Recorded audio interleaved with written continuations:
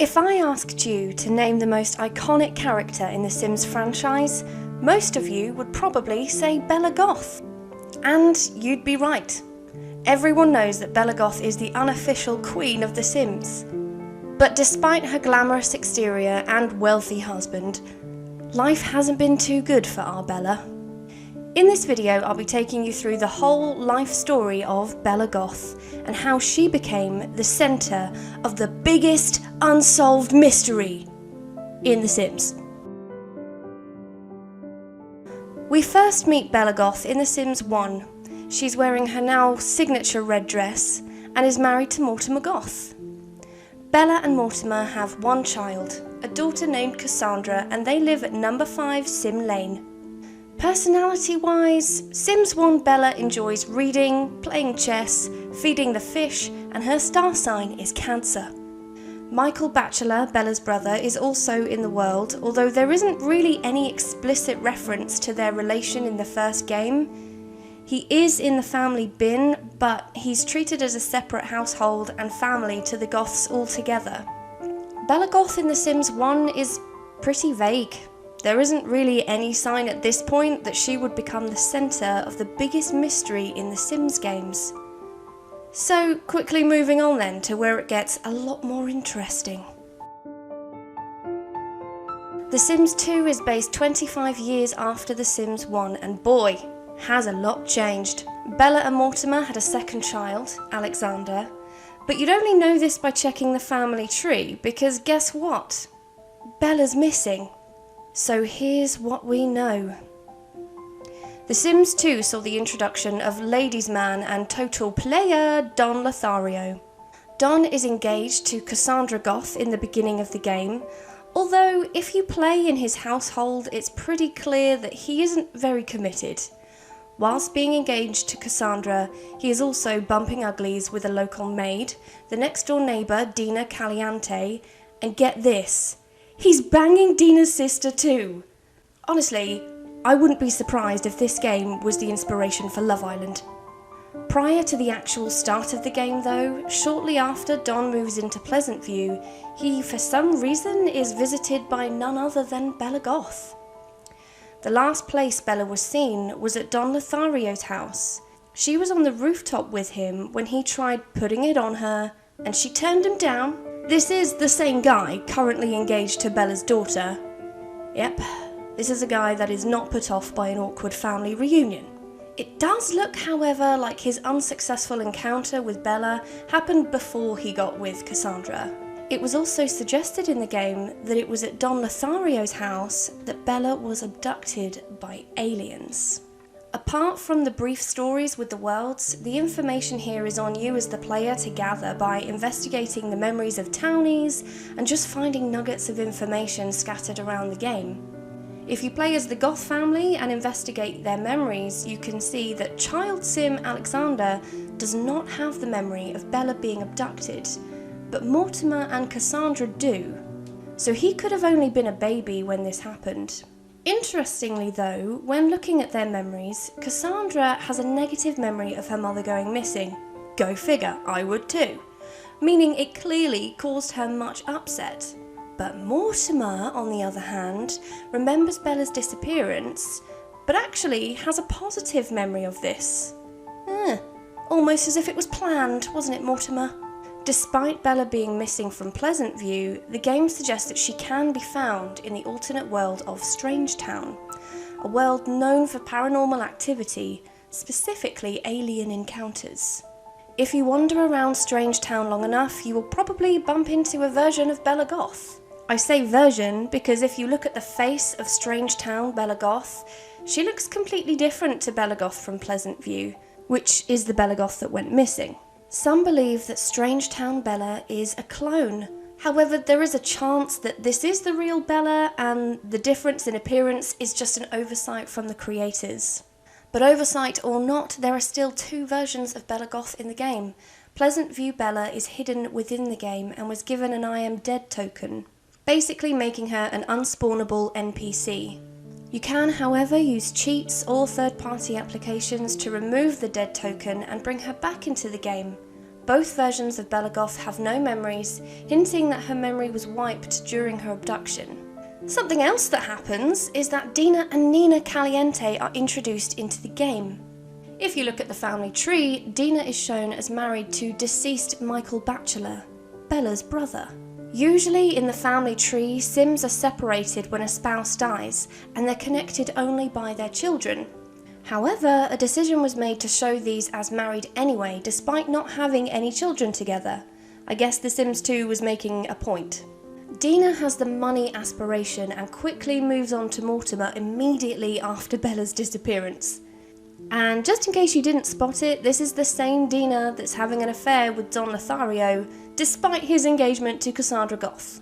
With Mortimer also not seeing Bella's abduction as a bad thing, he's all too keen to get it on with Dina.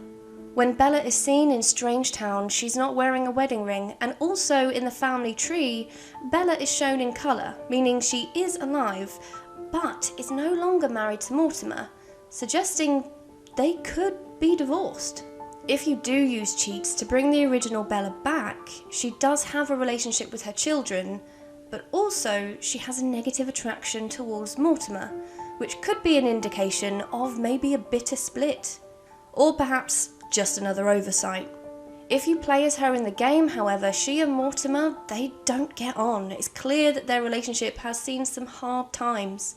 It may or may not be worth noting as well that the Caliente sisters are part alien, which seems pretty suspicious that they move to Pleasant View and then the spouse of a wealthy Sim suddenly goes missing.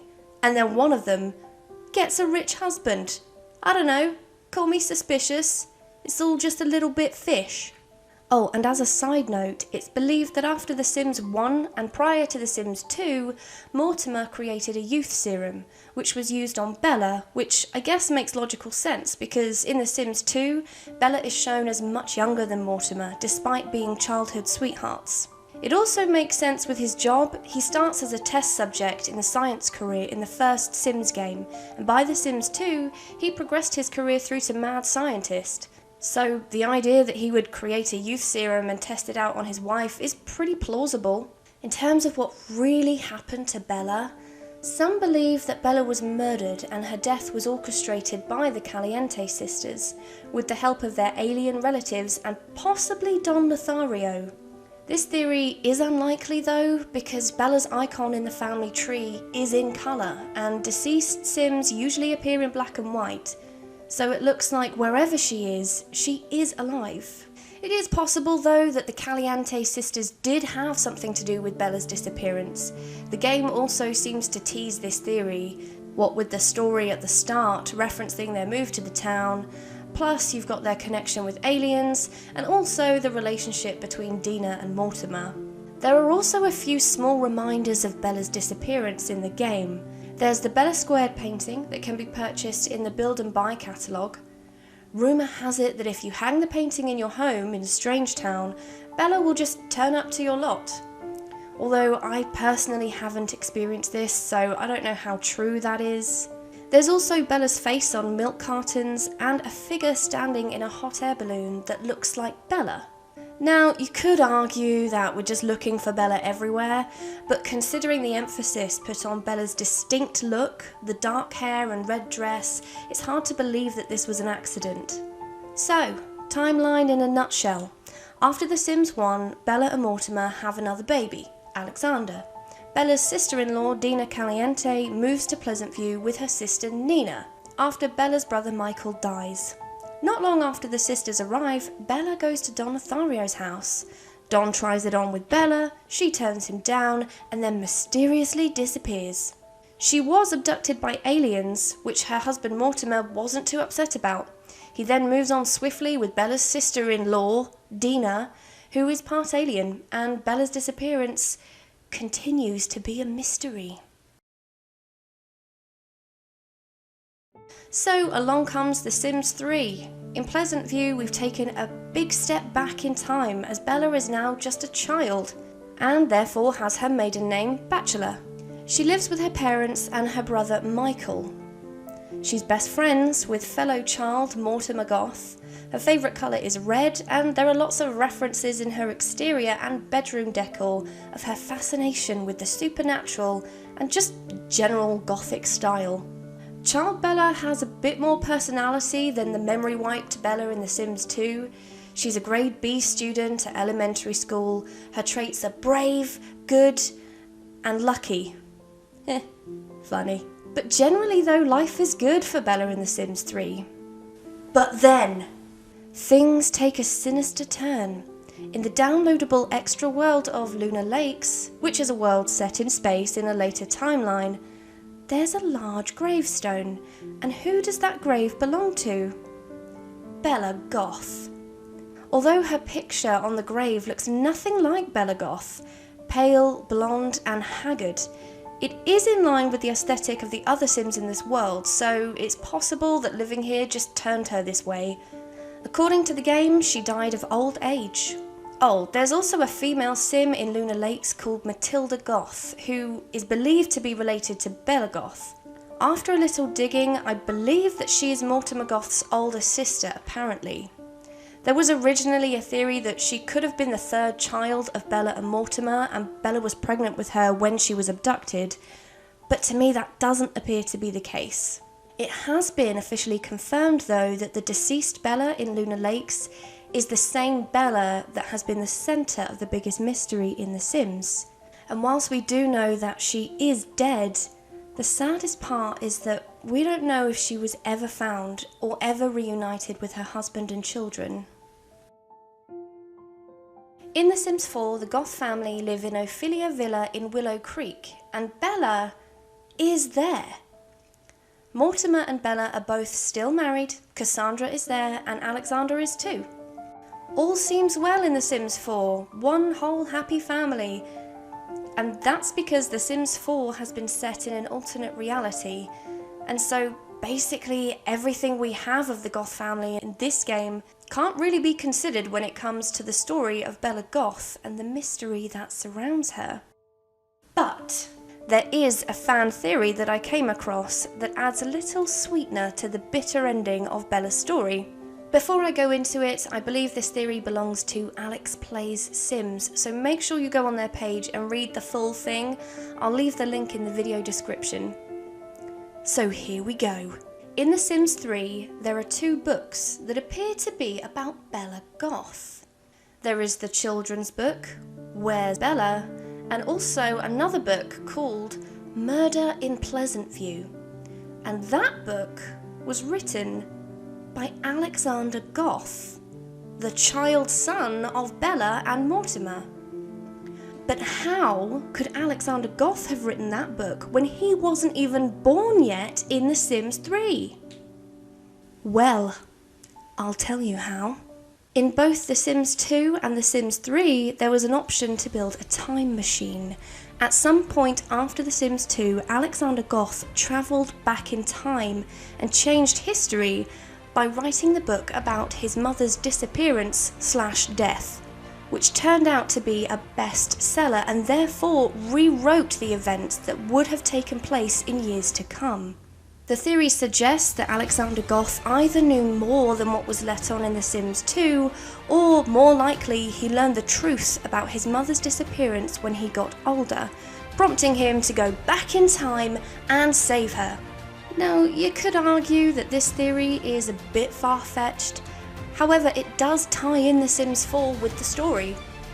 Because if it was true, and his time travel meant that those events never happened, and Bella was never abducted, then it is possible that the way the Goth family are presented in The Sims 4 is really how things played out after history was changed. One factor going against this theory though is the fact that it has already been confirmed that The Sims 4 does not fit into the storyline. So I guess the only way to find out whether this is true is by waiting for the next piece of the puzzle, if it ever comes.